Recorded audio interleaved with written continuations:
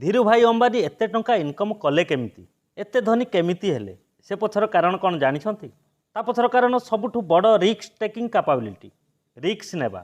चलंतु मु एहार उदाहरण देउछि सही टाइम रे इंडिया रे पॉलिस्टर कपड़ार बहुत डिमांड थिला धीरू भाई अंबानी एही डिमांड को देखि पॉलिस्टर बेपार आरंभ कले किंतु एही डिमांड एते मात्रा रे बढ़ी गला जे धीरू भाई अंबानी को अधिक माल दरकार थिला सेथिपई टंका दरकार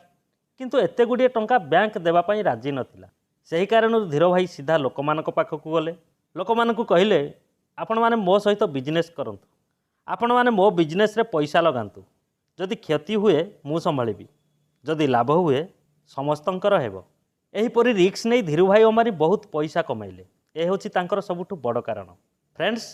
धीरू भाई अंबानी को रिस्क टेकिंग कैपेबिलिटी बाबद रे आपनकर मत कोन चैट सेक्शन रे निश्चय लिखिबे एमिति अमेजिंग वीडियोज पई आम यूट्यूब चैनल को सब्सक्राइब करिया को भूलिबे।